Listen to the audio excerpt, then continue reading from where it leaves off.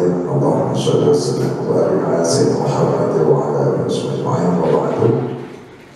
Ikhwatana al-kiram, bapak-bapak, ibu-ibu, saudara-saudara, rahimakumullah. Alhamdulillah, malam ini kita bisa melanjutkan kajian hadis ahkam. Mohon maaf, kitabnya di mobil di dekatnya orkes saya, tapi saya hafal. Malam ini saya akan membahas satu hadis Sahih Al-Bukhari dari sahabat Abdullah bin Mas'ud.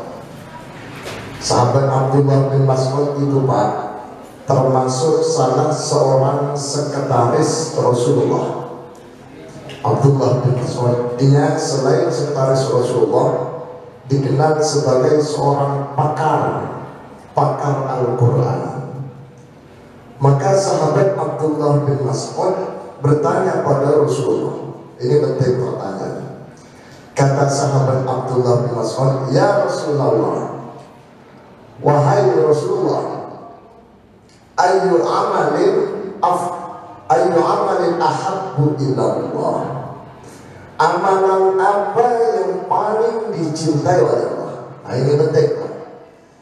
Jadi amalan yang patut kita amalkan itu kita cari amal yang fadilahnya besar, yang ringan dibaca, gampang dilakukan, kemudian dicintai oleh Allah. Nah, Rasulullah, amalan apa yang paling dicintai oleh Allah? Apa jawaban Rasulullah? Rasulullah menjawab, as-salatu fi waktiha. Amalan yang paling dicintai yang pertama adalah sholat tepat waktu. Dalam riwayat lain disebutkan as-salatu fi awwali waktiha, sholat di awal waktu. Maka Bapak Ibu, agar kita hidup ini sempurna dan selalu dalam lindungan dan cinta Allah, ketika mendengar suara adzan tanpa ada udzur syar'i, Bapak Ibu sebaiknya langsung sholat. Kalau ada udzur, misalkan panjenengan lagi pas udzur, memang tidak bisa ditinggalkan kegiatan itu karena hujan, maka panjenengan wajib dalam pikirannya ingin sholat nanti, itu disebut dengan azam.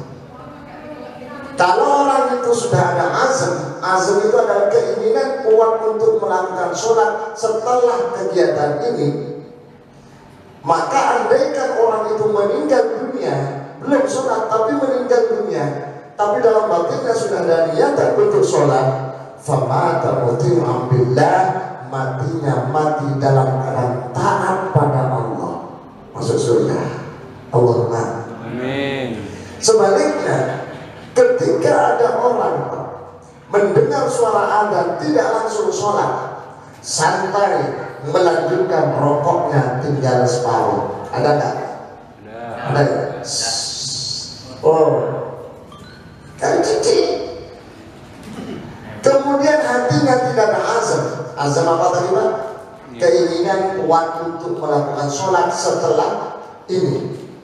Kemudian meninggal dunia setelah rokoknya diselesaikan, belum sempat sholat, meninggal dunia, famata asyir billah, mati dalam keadaan durhaka pada Allah, neraka. Syukur. Makanya Bapak Ibu, misalkan hakim, ya, Pak Hakim sedang sidang ini dibuka dan terbuka untuk umum, misalkan ada adzan, maka dalam hatinya saya menyelesaikan sidang ini, nanti sholatnya, kemudian meninggal, mati dalam keadaan taat pada Allah. Tapi kalau tidak ada azam keinginan kuat untuk melakukan, maka famata asyabillah, mati dalam keadaan durokah.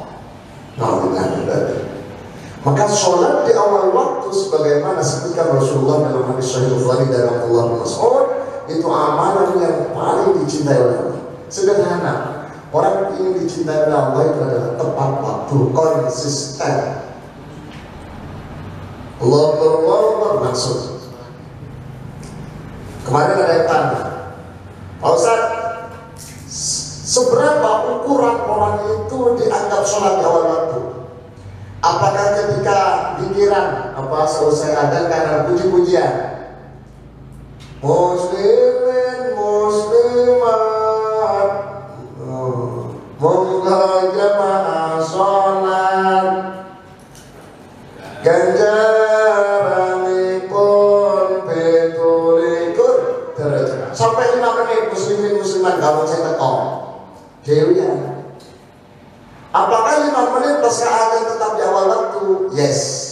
Menurut Muhammad bin Idris Asy-Syafi'i yang dikenal dengan Imam Syafi'i yang makamnya dekat dengan Masjid Agung Al-Azhar sebelahnya itu dekat. Kok tahu ya? Saya dari sana. Maka ukuran awal waktu itu adalah azan. Berapa menit itu azan? Azan ukuran mushola An-Nur 3 menit. Kalau Mekah 7 menit. Oke lah, aku ukuran Mekah ya yang tahu. 7 menit itu Pak. Kemudian ukuran wudu 3 menit berapa? 10 menit. Kemudian ukuran pakai baju 5 menit. 2 menit berapa sudah? 11 menit. Kemudian 12 menit. Ukuran sholat sunnah 2 rakaat 4 menit ya? 40 menit. Lebih lah kalau 2 menit disingkatkan. 4 menit. 3 menit, 4 menit, 4 menit, 15 menit. Bahkan disebutkan dalam kitab itu ada ukuran untuk makan. Fuko sederhana, fuko secukupnya, kurang lebih 5 menit. 2 menit, 3 menit, berapa?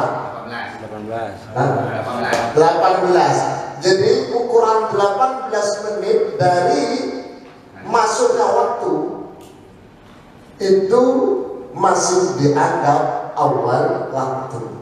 Bahkan kalau disempurnakan wudhunya sempurna, sholatnya sempurna, maka kurang lebih sekitar 20 menitan, 20 sampai 25 menit tetap dianggap awal waktu. Sehingga bapak-bapak ketika ada sampai nunggu orang pakai puji-pujian Rabbana atina fid dunya hasanah seperti di Al-Azhar itu dalam rangka menunggu jamaah Pak.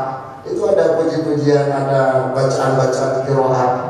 Sekitar kurang lebih di Al-Azhar itu.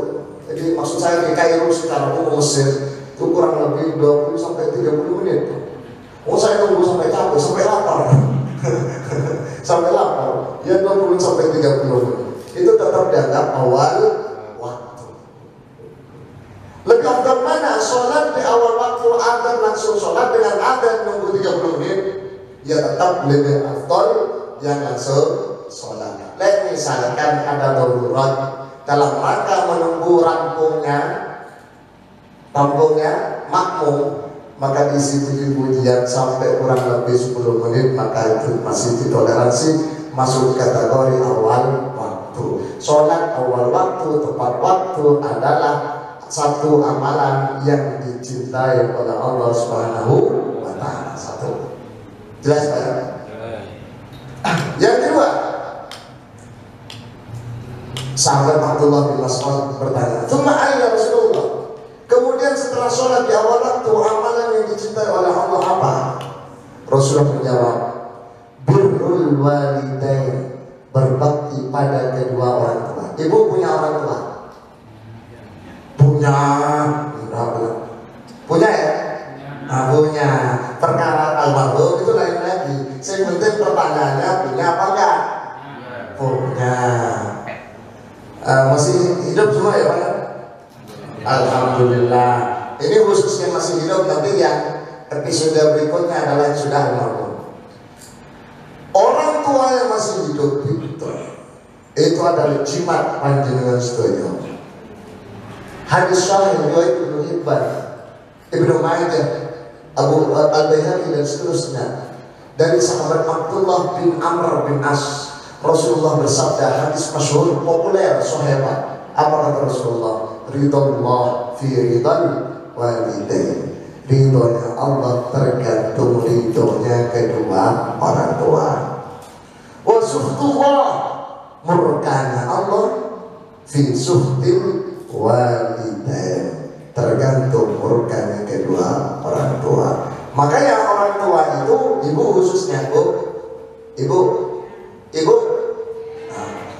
Ibu itu ngomongnya harus baik. Anaknya rotok, saya sering menyampaikan rotok, nakal dikit jangan bilang nakal, tapi katakan pada anak yang nakal itu anak pintar, anak yang malas, anak soleh, anak rajin. Maka itu doa restu dari orang tua terhadap anak, Allah pasti merubah sifat malas menjadi rajin, sifat akil yang bodoh menjadi pintar, karena orang tuanya selalu positif. Anak pintar, anak soleh, anak rajin, anak ganteng, anak cantik. Dasar elek, ngono Pak. Ubah-ubah, ayo ya.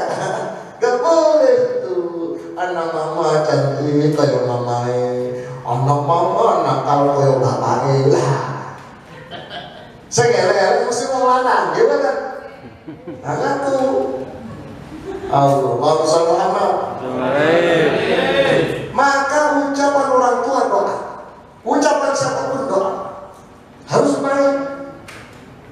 Walaupun kenyataannya anaknya nakal, tapi jangan bilang nakal. Anak pintar. Orang terkadang ini licik, bukan licik, tapi pintar. Oh jangan rajin. Doa itu biar anak itu baik pada orang tuanya. Kenapa anak bapak ibu semua rata-rata kok berani sama orang tua? Jawabannya satu, karena bapak ibu sampai sekarang mungkin sering berani sama orang tua. Kenapa anak-anak kita kok sering melawan, sering membantah, sering tidak mengikuti arahan dari orang tua? Karena bapak ibu sampai detik ini mungkin sering tidak mendengarkan ucapan orang tua. Apa kata Rasulullah?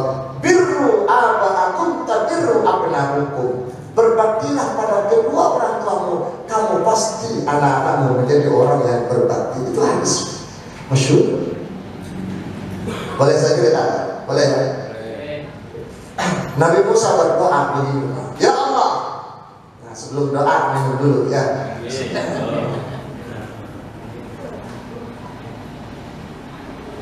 Untuk saya ini ya, tadi ada ya, saya nunggunya lama. Kata Nabi Musa, ya Allah, tunjukkan padaku ya Allah, siapa orang yang beruntung masuk surga bersama saya, siapa teman saya dari surga ya Allah.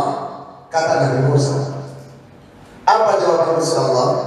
Musa, tolong ya Allah, temanmu di surga adalah seorang pemuda penjual daging di pasar. Kaget. Kalau Allah bilang temanmu Musa adalah ustaz yang ceramah di musola, wah itu mantap Pak. Itu pengurus masjid yang biasa pegang kamera itu, pengurus musola, wah mantap, wajar itu musola masjid. Tapi enggak, jawaban Gusti Allah, temanmu di surga adalah seorang penjual daging, pemuda penjual daging. Kaget Nabi Musa. Apa istimewanya orang penjual daging? Apa bedanya dengan penjual tahu dan tempe? Penasaran itu biar terjawab, Nabi Musa datang Pak ke pasar Anjaswani. Oh enggak, bukan Anjaswani, ini biar aja Pak. Dilihat Pak, Nabi Musa tenang, mana? Dilihat sebelah sana. Oh bukan, itu ibu-ibu. Padahal anunya pemuda. Lihat sebelah sana. Oh bukan, itu bapak-bapak sudah tua. Oh iya ini pemuda yang dimaksud oleh Allah, karena di sini penjual daging yang paling muda ini. Ternyata dilihat oleh Nabi Musa dari jauhan Pak. Anak muda ini Pak jualannya tidak terlalu istimewa. Setelah selesai menjual daging, sisa daging yang kecil-kecil yang kerikil-kerikil itu dimasukkan wadahnya, dibawa pulang. Sampai di rumah ketok pintu, Assalamualaikum. Salam. Ternyata ibu-ibu sudah tua sakit Pak yang menjawab. Datang salaman si pemuda ini. Kemudian daging yang sisa-sisa dicuci, kemudian dimasak. Setelah dimasak daging ini Pak, subhanallah, anak pemuda yang datang dari pasar perutnya sedang lapar, tidak makan Pak. Dia nyuapin ibunya yang sedang sakit Pak. Disuapin, enak Bu, alhamdulillah makasih deh.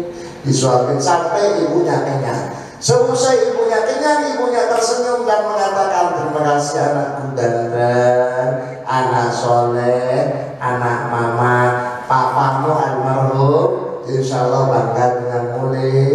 Kemudian berdoa, ya Allah, terima kasih ya Allah, Engkau telah menganugerahkan anak soleh pada kami ya Allah. Pertahankan sifat baik ini ya Allah. Jadikan dia orang yang bermanfaat untuk orang lain ya Allah. Masukkan anakku yang soleh ini ke dalam surga bersama Nabi Musa. Nabi Musa dengar dari luar, Pak. Dengar doa si ibu tadi, masukkan putraku bersama Nabi Musa. Apa kata Nabi Musa di luar? Oh, ini rahasianya. Pemuda penjual daging itu istimewa di hadapan Allah, masuk surga bersama Nabi karena dia berbakti pada orang tua, khususnya ibu. Bangsa Muhammad. Untuk memperkuat cerita Nabi Musa ini, saya ingin mengeluarkan sebuah hadis pesan wasiat Rasulullah pada sahabat Umar bin Khattab dan sahabat Ali bin Abi Thalib. Pulang perang, Rasulullah dapat laporan dari Siti Aisyah, istri Rasulullah. Kata Aisyah, baginda Rasul, ya, baru saja ada seorang pemuda dari Yaman, namanya Uwais Al-Qarani. Dia ingin ketemu dengan panjenengan Rasulullah. Dia tanya tadi ketika mendengar bahwa Rasulullah sedang berjihad dan berperang. Dia tanya, kapan Rasulullah datang, wahai Tuan Putri? Saya jawab, Rasulullah, saya tidak tahu karena perang itu tidak tentu. Akhirnya dia pamit langsung karena di rumahnya ada ibunya sedang sakit lumpuh, tak ada yang merawat. Demi ibunya dia rela untuk tidak bertemu dengan Rasulullah. Rasulullah tersenyum, dia anak baik Aisyah. Langsung Rasul berpesan pada Umar dan Ali. Umar, Ali, belum Rasulullah. Kelak kemudian beberapa tahun yang akan datang di masamu Umar, kalian akan berjumpa dengan seorang pemuda namanya Uwais Al-Qarani. Dia tinggal di Yaman. Di musim haji dia akan datang ke sini. Dilihat tangannya, di situ ada belang putihnya. Semua ada belang putihnya. Oh bukan, berarti bukan Uwais Al-Qarani. Di situ ada belang putihnya. Umar bin Khattab tanya, memangnya ada apa dengan sahabat Uwais Al-Qarani? Ini sebagai ulama mengatakan sahabat walaupun belum pernah ketemu Rasulullah. Kenapa? Karena dia hidup semasa dengan Rasulullah dan beriman pada Rasulullah SAW. Umar bertanya, Rasulullah, apa istimewanya Uwais Al-Qarani? Bedanya dengan kami apa Rasulullah? Jawaban Rasulullah, Uwais Al-Qarani ucapannya adalah menggemparkan dunia, menggemparkan langit. Doanya memecahkan langit. Semua penduduk langit heboh terhadap Uwais Al-Qarani karena baktinya pada orang tua. Penasaran kamu? Oleh karena itu kata Rasul, Umar dan Ali, kalian berdua ketika ketemu minta doakan, minta doa padanya. Ini penting Pak. Panjenengan ketemu orang baik walaupun itu anak-anak soleh, dianjurkan untuk minta doa. Le, dumanum balik mungkin berubah sehat, orang dia TW, ada ciri we, saya wes setelah itu sahabat Umar cari Pak, setiap ada rombongan haji dari Yaman Pak, Yaman ke Mekah Pak, ke Mekah atau ke Madinah itu kurang lebih, Madinah khususnya kurang lebih 1.400 kilo perjalanan Banyuwangi Jakarta ya, perkiraan. Setiap ada rombongan dari Yaman ditanyakan, wahai tuan-tuan, apakah di antara kalian ada pemuda yang bernama Uwais Al-Qarani? Mereka menjawab, tidak ada, sahabat Umar. Lama, bertahun-tahun, kemudian ketika Umar bin Khattab jadi khalifah, tiba saatnya musim haji, Uwais Al-Qarani datang naik haji. Terus Umar bin Khattab tanya, apakah di antara kalian ada seorang pemuda yang bernama Uwais Al-Qarani? Pimpinan rombongan mengatakan ada. Mana dia? Kaget pimpinannya Pak. Ada apa dengan Uwais? Dia kan pemuda biasa. Mana dia? Di belakang Rasulullah sana. Ketika Umar, ketika Umar bin Khattab melihat seorang pemuda yang bernama Uwais Al-Qarni, Umar bertanya, "Ya fulan, ismake?" Bahasa Mesir, lagunya orang Mesir. "Ismake, namamu?" Uwais Al-Qarni menjawab, "Ismi Abdullah, nama saya hamba Allah." Umar bin Khattab ketawa, "Saya juga Abdullah, ini Abdullah semua." Coba ya bohong bro. Jenengmu sapa? Nama asli, KTP, bentuk inisial. Saya Uwais Al-Qarni. Langsung ketika mendengar yang pemuda bernama Uwais Al-Qarni yang dicari-cari selama kurang lebih 6-7 tahun, sesuai dengan wasiat Rasul, dipeluk, tangannya diambil, dipegang, salaman, langsung telapak tangannya dibuka. Ya, oh iya ada putihnya. Kan tadi pesannya Rasulullah, di sini ada putih-putihnya. Oh iya ini orangnya. Senangnya Umar bin Khattab, alhamdulillah. Kata Umar, alhamdulillah mas, kau datang tepat waktu, tidak terlambat. Ada apa Amirul Mukminin, Khalifah? Kata Rasulullah, saya ingin minta doamu, tolong doakan saya dan umat Islam semua. Uwais Al-Qarni kaget. Sahabat Umar, ya Amirul Mukminin, terbalik. Saya yang mau minta doa. Panjenengan itu kan Khalifah, Amirul Mukminin, pemimpin umat Islam, sahabat Rasulullah, orang yang paling disegani oleh musuh, termasuk setan. Setan takut sama Umar. Tolong doakan saya Umar. Kata Uwais Al-Qarni, Umar bin Khattab bilang, tidak mas, saya disuruh minta doa padamu. Siapa yang dulu? Rasulullah bilang, saya Umar bin Khattab dan Ali bin Abi Thalib disuruh minta doa pada Uwais Al-Qarni, seorang pemuda yang baik yang ucapannya menjebolkan langit. Apa kata Uwais Al-Qarni? Oke kalau begitu, ada tokek ketiban batu. Oke lah kalau begitu. Nah, itu tambahan dari saya Pak, bukan cerita ini. Umar, saya mau doa dengan syarat ojo ngomong wong liya. Didoakan. Doa Umar bin Khattab. Selesai doa, Umar gak ngomong-ngomong, Pak sama Ali juga gak ngomong-ngomong. Selesai singkat cerita, Uwais Al-Qarni pulang ke Yaman. Beberapa tahun kemudian Uwais Al-Qarni meninggal dunia.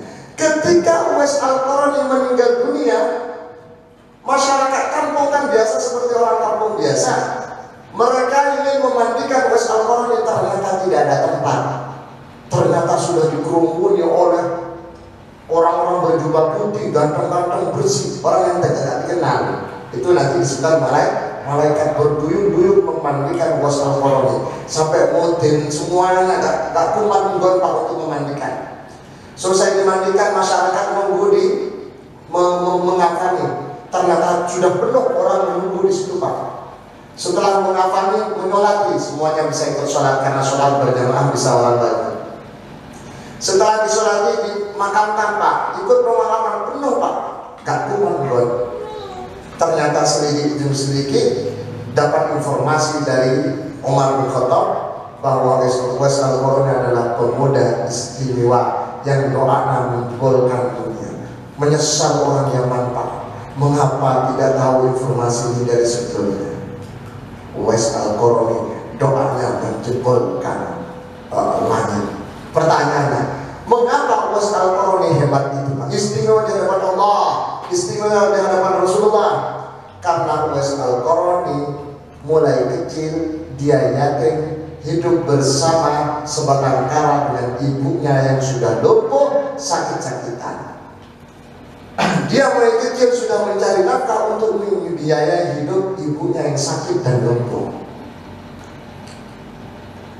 Ketika ibunya merasa sudah semakin tua, ibunya bilang sama Uwais Al-Qarni, "Le, ibu sudah tua, sebentar lagi ibu sudah wis gak ono, tapi ibu sebelum gak ono pengen naik haji." Kaget Pak. Waktu itu orang bisa naik haji harus punya onta atau kuda dan punya bekal. Uwais Al-Qarni Pak gak punya apa-apa, tapi tetap semangat.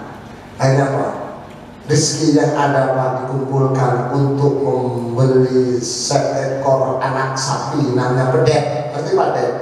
Pepek ya, pedet kecil itu Pak, dibeli dari pasar Pak.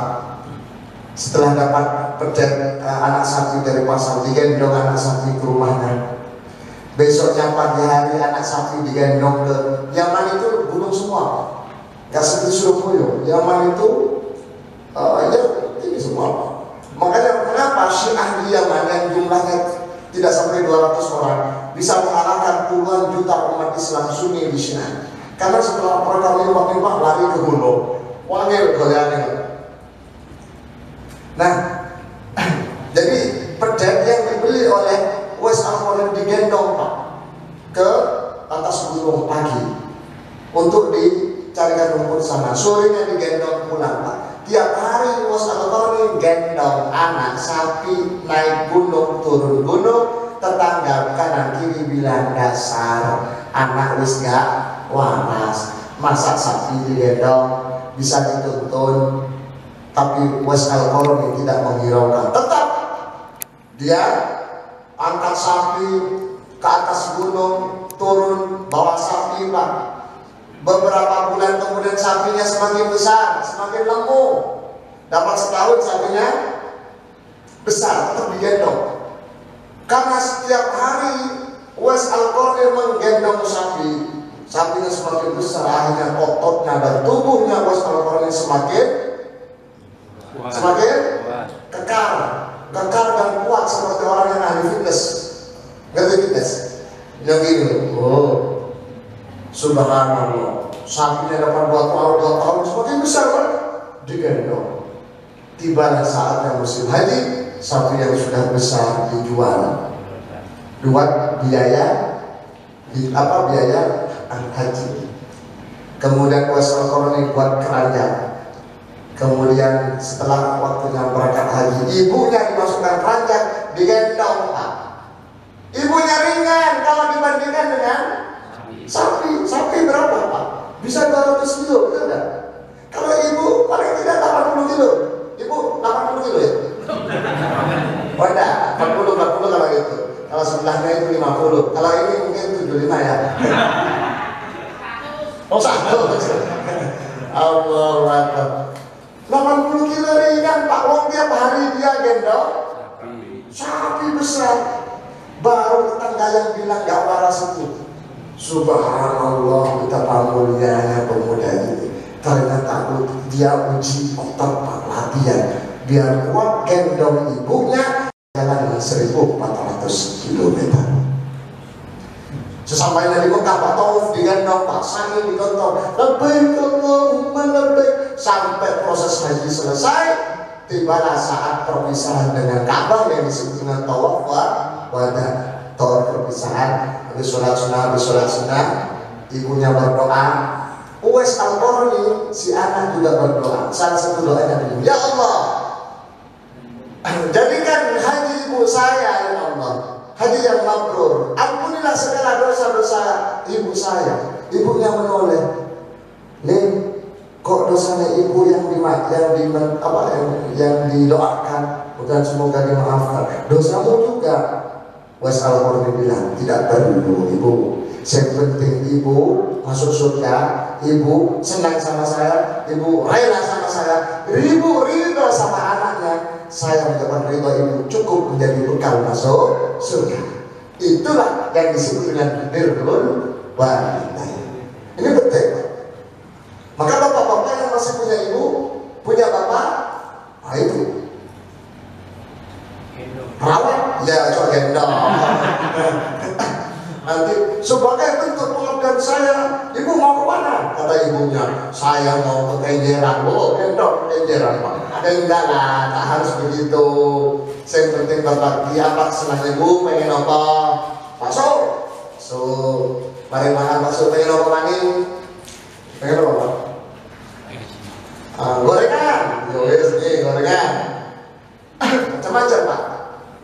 Sebab kalau tak gitu Pak, jangan bermimpi panjenengan sedaya anak panjenengan bisa berbakti pada orang tua. Dulu ada seorang bapak punya anak juga punya bapak, paham ya? Jadi ada mbak, ada anak, ada cucu. Si anak ini punya anak kan?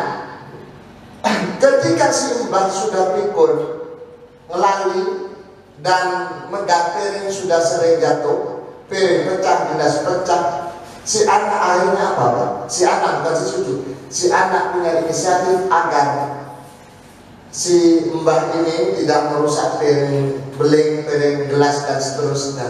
Akhirnya si anak membuat piring dari tanah yang disebut dengan cuek atau apa? Cuek ya, paham cuek? Buat cuek. Setelah ketika si anak ini buat cuek dengan harapan untuk dijadikan sebagai alat wadah makan nasi mbah, si anak dari si anak ini berarti cucunya bilang, ya buat apa cuek besar itu? Si ayah bilang, buat mbahmu biar gak pecahkan piring. Terus si anak kan coba langsung anak juga ambil tanah Pak, buat cuek juga Pak. Bapaknya bilang, Le, kamu kenapa kecil-kecil buat cuek? Si anak bilang, ya nanti ayah kalau sudah tua seperti mbak, tak kasih piring seperti ini. Kaget Pak.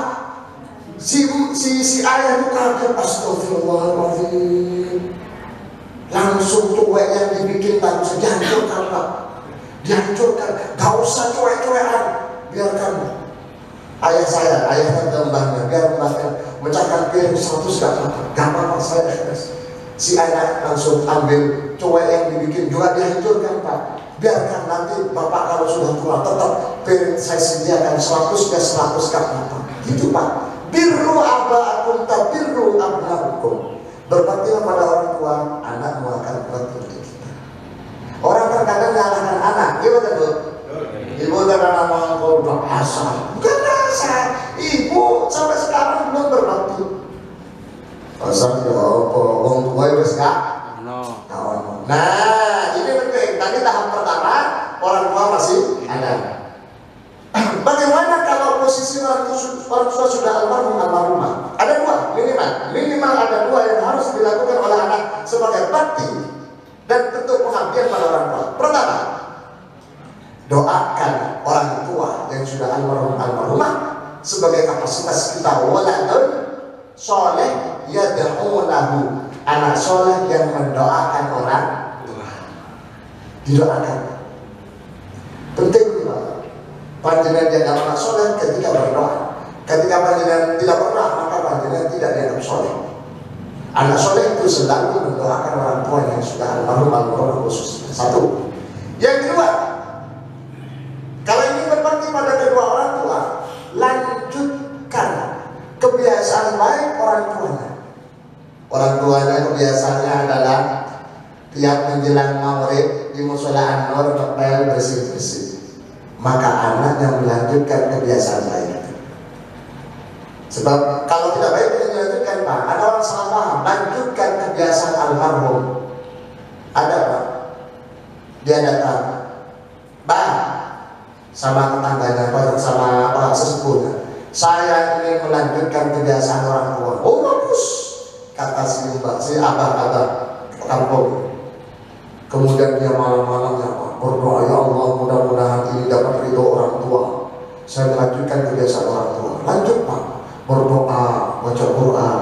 Ya Allah, tiap malam nolong, sukses. Dari malam sukses. Tapi itu tidak benar. Yang dimaksud dengan melanjutkan kebiasaan orang tua adalah kebiasaan yang baik. Ada di tempat daerah saya itu Pak, ada kebiasaan baik dulu. Habis Jumatan mesti masak nasi sederhana saonoe Pak. Ya nasi biasa, kemudian iwak saonoe, rezeki sakoten, tapi untuk konsumsi imamnya sing ada apa itu secukupnya Pak. Akhirnya Mas, anak-anaknya juga begitu. Terus sekarang sudah cucunya lanjutkan karena kebiasaan baik. Apa ada dalilnya? Ada. Apa itu? Rasulullah melanjutkan kebiasaan baiknya Siti Khadijah ketika almarhum. Siti Khadijah, Rasulullah setiap tahun menyembelih kambing untuk diberikan pada teman-temannya Siti Khadijah. Ketika ditanya apa? Inilah kebiasaan Siti Khadijah, berbagi pada teman-temannya. Itu termasuk salah satu dalil dianjurkannya orang yang masih hidup untuk melanjutkan kebiasaan baik orang yang sudah meninggal. Inilah dua hal yang dapat kita lakukan bagi orang tua yang sudah meninggal: berdoa untuk orang tua, yang kedua melanjutkan kebiasaan baik. Berbakti pada kedua orang tua adalah amalan yang kedua yang paling dicintai oleh Allah Subhanahu wa taala. Terakhir, yang ketiga, summa ai kata Ibnu Mas'ud, Rasulullah kemudian yang ketiga, setelah sholat di awal waktu, tepat waktu, dan berbakti pada orang tua, yang ketiga, apa yang dapat kita amalkan agar kita dicintai oleh Allah? Amalan apa yang paling dicintai oleh Allah selain keduanya? Rasulullah menjawab, summa wal jihadu fi sabilillah. Berjihad, berjuang membela agama Allah, berjihad dalam arti yang luas. Seusai perang Badar, sahabat bertanya pada Rasulullah dengan harapan jawaban yang mengenakan. Apa kata sahabat? Rasulullah, apakah ada jihad perang lebih besar dari perang Badar? Dengan harapan Rasulullah menjawab, tidak ada. Rasulullah, apakah ada perang yang lebih besar dari perang Badar? Rasul menjawab, ada yang lebih besar. Kaget sahabat semua. Sahabat bertanya, apa itu Rasulullah? Perang apa? Wal jihadu 'ala nafsi. Perang jihad melawan hawa nafsu. Ibu punya nafsu enggak? Nafsu makan. Nafsu biasa ibu makan enggak terlalu lama. Baju biasanya. Kalau model malu Pak, apalagi ibu yang suka Facebook, suka ini, suka itu Pak. Allahu Akbar. Model baru kan sekarang model online banyak yang sekarang. Itu warna-warna model ini. Aduh. Satunya keluar belum 1 minggu, Pak, keluar yang baru. Apa istilahnya? Kan macam merek-merek. Aduh, harga ini 2 juta. Padahal dulu-dulunya pakai baju harganya 20.000. Di Pahlawan 15.000. Sekarang sudah beda Pak, permintaannya, Mas, tumbas dulu penerima pisang sama pakai kelambi mahal, kira 2 juta, aduh, cari suami, ya wes nggak apa-apa ketimbang kampung kok gak perlu masak, ditumbas dulu 2 juta, Bu, perkoi 2 juta, gak sampai 1 bulan metu saya maling, aduh, cari istrinya, aduh, menyesal tumbas 20 tahun sedikit daerah tapi ini cuma 2,5 juta, 2 juta setengah. Allah Akbar. Bu, panjenengan jangan pakai baju mahal-mahal. Itu gak bagus. Walaupun kelihatan bagus, gak bagus bagi suami. Ibu kelihatan cantik pakai baju mahal, tapi bagi suami tidak cantik itu. Kalau sebagai suami itu pokoknya kelambenan. Semakin harganya murah itu semakin cantik istri luar. Yang penting hati ini suami senang, itu aja. Ibu pengen masuk surga, berbakti pada suami. Cukup. Lah suami pengen masuk surga, manjakan istri. Wah, iya kan? Kalau istrinya minta baju anyar, jangan dikasih. Kasih nasihat saja. Nah, coba ini anak masih sekolah biaya pakai besok-besok aja anak-anak wis lulus kabeh saya beli ibu. Nah, anak wis kerja tapi wis tua nanti ya gak cocok, gak pantas. Ya gak apa-apa, gak pantas nanti buat cucunya. Nah, begitu loh. Pokoknya dihibur. Pokoknya misalkan ada perbedaan, ojo sampai engker-engkeran. Kudu ono nah, biasa ada bapak-bapak sengalah terus, tapi ada juga ibu-ibu sengalah terus. Yang mana ibu temperamental, ngamuan, gak gimana. Biasanya Allah menunjukkan istrinya suka ngalah penyabar. Ibu-ibu ini penyabar semua kalau sendirian. Nah, kalau bersama suami, lain-lain lagi ceritanya. Nah, inilah 3 bekal kita semua agar amalan kita betul-betul dicintai oleh Allah, hidup kita dicintai oleh Allah dalam lindungan Allah. Sholat tepat waktu, di awal waktu, berbakti pada kedua orang tua, terus membela agama Allah. Termasuk ngaji ini bagian dari syiar Pak, jihad Pak.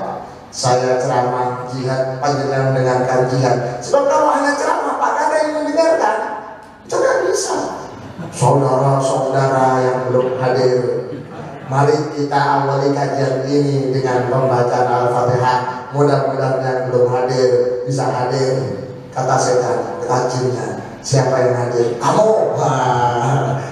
Saya kira gitu pada hadis ini hadis sahih. Mudah-mudahan bermanfaat dan bersama Allah SWT. Mari kita lanjutkan dengan kajiannya, dengan tanya jawab. Silakan. Moga panjenengan. Silakan Pak. Silakan. Assalamualaikum warahmatullahi wabarakatuh. Assalamualaikum. Ustaz, pertanyaan yang kaitannya masalah birrul walidain. Ya. Ada seorang itu sebenarnya sangat berbakti kepada, maksudnya itu kepada orang tua, kepinginnya karena saat itu kerjanya orang jauh, pengennya setiap hari merawat. Namun sampai akhir hayatnya dia kurang ada waktu untuk bisa bertemu dengan orang tua. Sama sekali. Ya sering pas saat orang tua meninggal karena saat itu kesibukannya sampai sana nggak nututi meninggalnya. Itu yang pertama itu. Terus yang kedua, masalah seorang orang tua sudah meninggal dunia. Ini doanya yang pertama, setiap hari, setiap batas sholat itu kirim doa batas orang tuanya. Lebih utama mana kirim doa setiap setelah sholat atau mengundang orang-orang 7 hari, 40 hari, 100 hari, itu kira-kira lebih utama mana? Terima kasih. Terima kasih. Pertama terkait dengan bakti pada orang tua. Ketika kondisinya tidak memungkinkan, apakah anak yang baik berubah menjadi anak durhaka? Ya, lihat situasinya. Kalau memang betul-betul tidak memungkinkan, contoh anaknya di Biduro, ibunya di Biduro di desa, anaknya di Mekah karena tugas misalkan jadi duta besar di Arab Saudi. Masa tiap hari harus pulang? Kan tidak. Atau kalau saya jauh-jauh anaknya di Malang, ibunya di Madura. Masa tiap hari harus pulang? Kan apalagi anaknya jadi pejabat. Ia kondisional. Yang penting anak itu ada keinginan untuk selalu orang tua walaupun situasinya tidak memungkinkan. Nah, itu tetap insya Allah anak itu tetap dicatat sebagai anak yang berbakti pada orang tua. Nanti disempurnakan dengan kirim doa. Nah, kirim doa itu apakah yang baik tiap hari sholat ataukah mengundang orang baik hari Sabtu sampai 7.40 semuanya baik. Tidak bisa dibandingkan. Yang jelas paling utama itu adalah doanya anak daripada doanya orang lain. Anak yang pertama, doanya anak yang paling pertama. Jangan sampai anak undang orang, anaknya gak benar doa. Itu perkara dengan anaknya tetap doa selesai sholat, bukan hanya selesai sholat, setiap waktu, setiap mau makan ingat orang tuanya didoakan, mau tidur ingat orang tuanya didoakan dan seterusnya. Kemudian disampaikan itu untuk apa istilahnya, biar lebih misalkan lebih banyak doanya undang orang, ya kan. Tapi kalau dibandingkan doanya orang dengan doanya anak, lebih afdol doanya anak. Tetapi kalau orang itu berjamaah seperti tahlilan secara umum, itu beda nilainya, ada lagi Pak. Nilainya tersendiri, cuma tidak bisa dibandingkan karena ada doanya anak itu sudah ada di dalam hadisnya Pak. Jadi sedekah jariyah, amal jariyah seperti apa Pak? Amal jariyah semua panjenengan yang pernah infak, pernah beli semen macam-macam amal jariyah, ilmu yuntafa'ubi, ilmu yang bermanfaat panjenengan guru, ustaz yang pernah menyampaikan atau siapapun yang pernah ngajari orang amal baik kemudian diamalkan. Panjenengan misalkan ngajari remaja musola nur untuk cara nyapu atau ngepel yang baik, kemudian cara ngepel yang baik diamalkan, itu ilmu manfaat. Jadi ilmu manfaat itu tidak harus apa? Tidak harus kitab, tidak harus Al-Quran.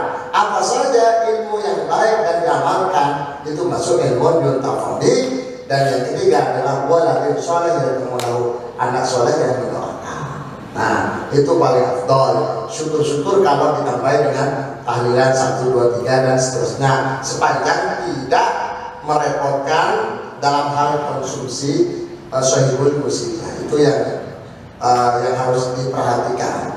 Doanya bagus, kumpul-kumpulnya bagus, takziah bersama bagus, kirim doa bersama bagus, baca Quran bersama bagus, tapi jangan sampai memberatkan sahihul musibah. Jangan sampai utang. Wis kepaten habis 7 hari yang piro utang 40 juta. Sopo sing nyaur? Sampeyan nyaur 40 juta. Allah, janganlah. Kalaupun mau diadakan mungkin air putih ya, air putih. Itu pun mungkin dari sumbangan dari jemaah Anda kanan kiri. Jangan sampai membebankan sedikit pun pada suatu muslim. Sakroman. Isna'u ta'aman ala ali Ja'far. Ketika sahabat Ja'far bin Abi Thalib dimakamkan, apa pesan Rasulullah pada orang yang tasya? Buatkan makanan untuk keluarga Ja'far. Khawatir di keluarga Ja'far ada tamu, ada apa, kasih makanan. Jadi yang buat itu tangga kanan kiri. Biarkan sahihul musibah itu apa istilah, bukan meratapi, Pak, nggak boleh meratapi, tapi dalam keadaan bukan masalah berkabung. Kalau istri itu masa berkabungnya kurang lebih 4 bulan 10 hari. 4 bulan 10 hari atau 3 sucian. 4 bulan. Kalau 4 bulan 10 hari. 4 bulan 10 hari. Kalau sucian pakai 3 sucian. Talak dulu. Tidak boleh sampai setahun. Oh, masa berkabung tidak boleh sampai setahun. Gak boleh. Apa masa berkabung dengan iddah itu? Beda, Pak. Kalau iddah itu gak boleh nikah. Kalau masa berkabung itu gak boleh pacar terlalu menor. Bukan gak boleh kerja. Orang salah paham, Pak. Memang kalau wanita karir, pegawai negeri misalkan, suaminya meninggal, terus gak masuk kantor sampai 4 bulan 10 hari, dipecat, Pak. Tetap masuk kantor tapi gak boleh mules-mules. Wah, 2 kilo di sini 2 kilo. Gak usah, bulu mata, gak usah. Biasa baju kantor kalau coklat ya kan batik, yang tidak sekedarnya biar gak kumus-kumus mandi. Ojo sampai menor bojone mati terus wis menor, Pak. Melakukan ini. Janganlah, tak pantas. Itu ya, tak pantas. Itu khusus istri. Tapi kalau bukan istri, jangan berkabung melebihi dari 3 hari. Gak boleh, gak baik. Nah, hanya istri yang diperbolehkan. Baik, saya kira gitu ya. Baik, silakan. Assalamualaikum warahmatullahi wabarakatuh. Waalaikumsalam. Ini masalah doa orang tua pada anak. Anak pada orang tua pada anak. Iya. Karena anaknya nakal, orang tua ini spontan. Saya nakalnya mungkin ya. Tak doakan sampai meninggal kamu gini jeleknya itu. Apakah doa itu terkabulkan? Dan bagaimana anak ini menyesal? Aku juga warna elek kok. Karena pelatih terus gak usah apa wis menyai. Apa begitu? Yang jelas doa walid li waladihi ka doa Nabi li ummati. Doa walid li waladihi ka doa Nabi li ummati. Riwayat Imam Ahmad. Doanya orang tua pada anak itu seperti doanya Nabi pada umatnya. Kabul. Mustajab. Bahaya. Tak dungakmu awakmu sampai mati tak wong kismen. Untuk gak bilang miskin, kismen. Itu bahaya. Bagaimana supaya untuk menetralisir? Misalkan menyesal orang tua, aku emosi. Untuk bukan esdaunnya, emosi. Bertobat, astagfirullah, bertobat dan berdoa, ya Allah, mudah-mudahan anak saya ini menjadi anak yang baik, jadi orang kaya. Insya Allah doa orang tua Karena doa orang tua ketemu doa orang tua, insya Allah menjadi penyebab anak itu menjadi baik, insya Allah. Jangan dilepas.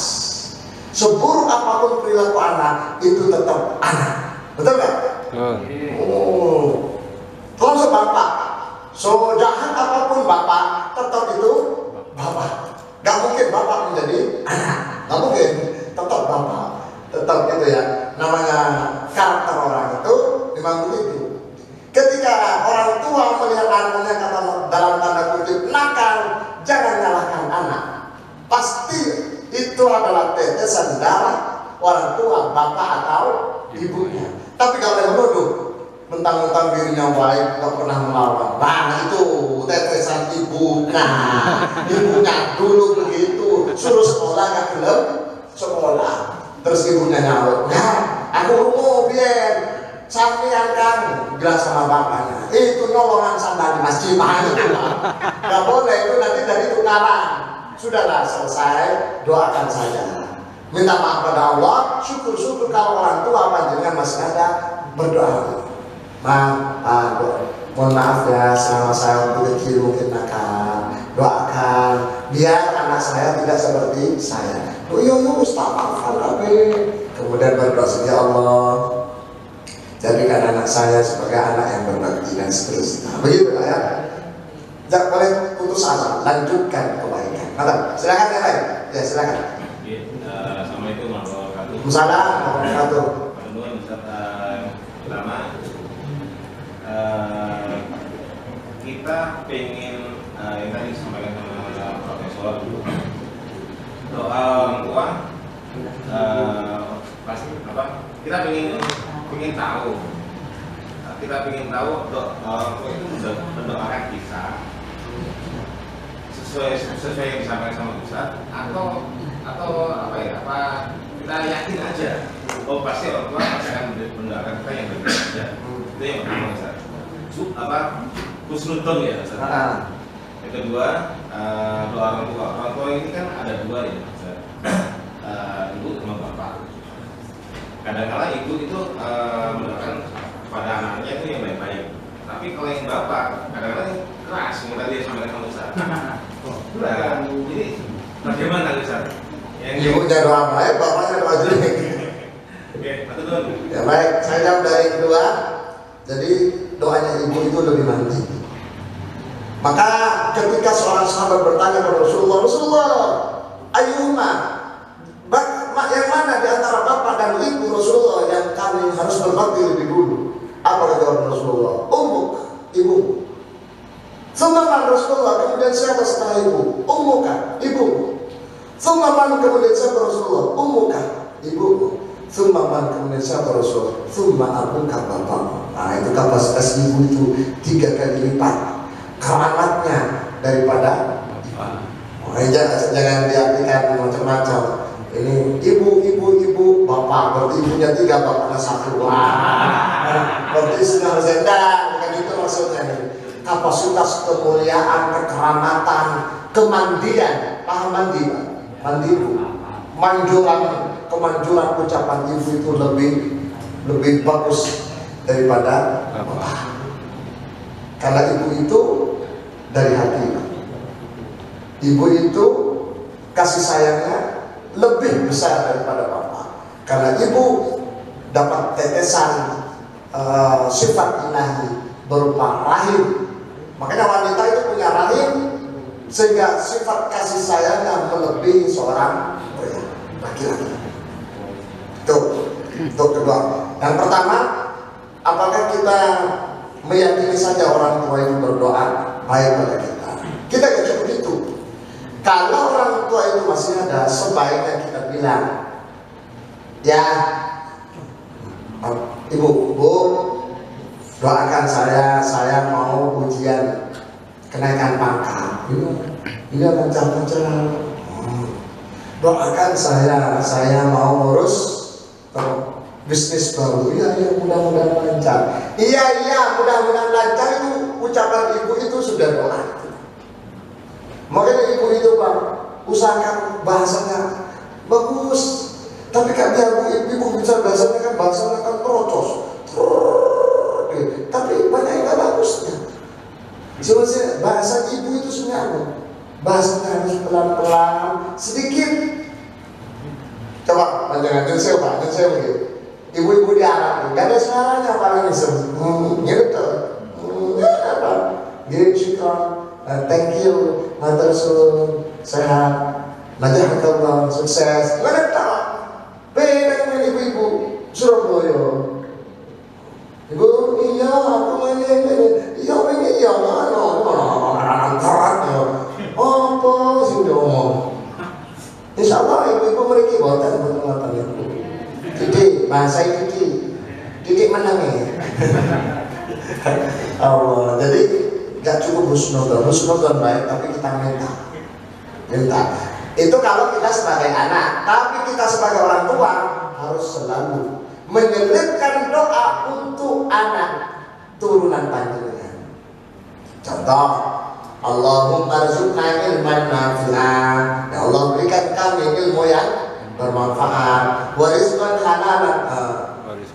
halalan, rezeki yang halal, thayyiban yang baik, hani'an yang bagus, mari'an yang menyegarkan, wa auladan sholihin, putra-putra yang soleh, wa banatin sholihat, putri-putri yang soleh. Itu sudah. Atau Allahumma barik lana, ya Allah berkahi kami Allah fi auladina, anak-anak saya, wa dzurriyyatina, keturunan, cucu, cicit dan seterusnya, berkah semuanya.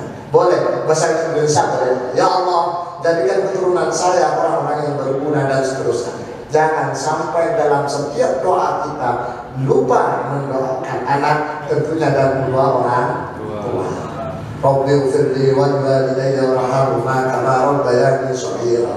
Allahumma ighfir lana dzunubana wa liwalidayna warhamhum kama rabbana shaghira. Yang penting dua orang tua, anak-anak, termasuk sahabat-sahabat, teman-teman, saudara-saudara muslimat sebagaimana disebutkan dalam surah Asy-Syura ayat 110. Rabbana ighfir lana dzunubana, ya Allah ampunilah segala dosa-dosa kami ya Allah, wa li ikhwanina, dan saudara-saudara kami alladzina sabaquna bil iman, yang sudah mendahului kami dalam keadaan iman. Nah, itu doa yang dicontohkan. Saya kira tadi, silakan masuk tadi. Enggak mau tanya ini apa, kan untuk yang baik itu orang tua sudah tidak ada, ilmu bermanfaat, sedekah jariah, anak yang soleh. Nah kalau dibalikan anaknya tidak soleh, apakah orang tua yang sudah tidak ada itu mendapatkan siksaan atau bagaimana? Anak yang soleh? Kalau anak itu tidak soleh. Tidak soleh. Orang tua yang. Kalau anaknya tidak soleh bagaimana? Apakah orang tua dalam alam kubur atau alam gaib, alam barzakh sampai kiamat nanti akan mendapatkan siksa? Tergantung. Orang tua seperti baik kapasitas orang tua sudah menjalankan tugasnya 3 atau 4 tugas orang tua terhadap anak sudah dilaksanakan dengan benar, kok anaknya tetap gak soleh, maka anak itu gak bisa tuntut di hadapan Allah. Silakan anaknya masuk neraka, orang tuanya surga. Tapi sebaliknya, kalau orang tua itu tidak menghiraukan anaknya gak ngaji, dibiarkan. Penekanannya anaknya sekolah menonton, gak pernah suruh ngaji, TPG, gak pernah sholat, gak dihiraukan Pak, gak bisa baca Quran, gak dihiraukan. Tapi kalau hanya sekolahnya diperhatikan, kemudian anaknya tidak soleh, tidak mendoakan, tidak ibadah dan seterusnya, kelak kemudian anak itu bisa tuntut pada orang tuanya. Jadi hakul waladi 'alal walid talata, haknya anak yang dibebankan terhadap orang tua talatatun, ada 3. Kewajiban orang tua terhadap anak ada 3. Dalam riwayat lain ada 4. Saya sebutkan ada 3. Kenapa Pak? Lebih singkat. Kalau 4 kan lebih lama. Pertama, ayyuhsin asmahu idza walada. Ketika anaknya lahir, anaknya dikasih nama yang baik. Nama baik itu khairul asma' ma hubbida wa ma hubbida. Sebaik-baik nama adalah nama yang menunjukkan kehambaan terhadap Allah dan nama-nama makna yang terpuji. Itu Pak. Kalau anaknya sudah namanya baik, ada tangga saya baru lahir itu namanya Cici. Apa namanya Cici lah? Kasih nama yang baik, yang maknanya bagus-bagus itu. Apa? Laki, ya itu. Laki itu yang laki kan manis, boleh tidak apa-apa. Tidak. Aji bagus, laki bagus, Cici, cus majusi, kasih nama yang mau. Ini nanti jadi tuntutan itu. Kemudian yang kedua, wa yu'allimul kitaba idza aqala, dididik Al-Qur'an, dididik agama, dididik ajaran Islam, dididik ibadah. Panjenengan harus bangga ketika anaknya bisa baca Quran, bisa sholat, bangga. Panjenengan jangan bangga dulu ketika anaknya pintar bahasa Inggris, pintar sekolah umum, matematika pintar, tapi Qurannya nggak bisa. Jangan bangga. Panjenengan harus mendidik anak itu, harus Quran, harus setidaknya bacanya tepat, kemudian sholatnya bagus. Yang kedua, yang ketiga, wa ayyuzawijahu ila darkah. Lek wis gede dirabekno. Lek lanang golekno bojo wadon, lek wadon golekno bojo lanang. Ojo wani. Itu kewajiban orang tua. Jika semuanya sudah terlaksana, dilaksanakan orang tua, kelak di akhirat atau di alam barzah orang anaknya kok gak baik-baik, maka panjenengan sudah bebas dari tanggung jawab. Tadi saya kira itu. Mas, terakhir silakan. Assalamualaikum warahmatullahi wabarakatuh. Salam warahmatullahi wabarakatuh. Apakah orang dalam keadaan marah itu doanya apakah terkabul? Nah, marah itu ada dua. Marah ada dua. Al-ghadabu yuzilul aqla. Ada marah yang menghilangkan akal. Saking marahnya gak ketok. Apa istilahnya? Gak ketok, gak ngomong, gak sadar. Maka orang marah dianggap hilang akalnya itu sudah bebas. Alias hukumnya berbeda. Tapi kalau marah, contoh misalkan, marah, saya marah, tapi si garuk-garuk merasakan gatal-gatal itu gak marah namanya. Hanya marahnya sedikit. Marah, Pak, doa jelek, Pak, mulutnya ngomong kasar seterusnya, tapi si pura-pura kopi, jawabkan SMS, WhatsApp, berarti dia bukan kapasitas marah yang sebenarnya, dia hanya tingkatan yang masih sadar. Beda ya, tergantung marahnya. Kalau marahnya menghilangkan, maka itu hukumnya berbeda. Tidak ada hukumnya. Bahkan ketika menceraikan istri dalam keadaan marah, hilang akal, tidak jadi. Tapi kalau marah sambil SMS itu jadi, karena dia masih sadar. Kata gitu, saya kira ibu mau tanya? Hah? Ada pertanyaan? Kok marah? Enggak ya, enggak marah ya? Oh ya, baik. Karena tadi sudah saya katakan terakhir, kalau tidak boleh ada pertanyaan lagi. Terima kasih. Mudah-mudahan bermanfaat dan bersama kita Allah SWT. Kita insya Allah jumpa lagi pada mudah-mudahan bisa Sabtu ketiga mungkin insya Allah, mudah-mudahan Sabtu ketiga yang akan datang insya Allah kita sempurnakan dengan doa kafaratul subhanallah wa bihamdika asyhadu an la ilaha illa anta astaghfiruka wa atubu ilaik. Walhamdulillahirabbil alamin. Assalamualaikum warahmatullahi wabarakatuh.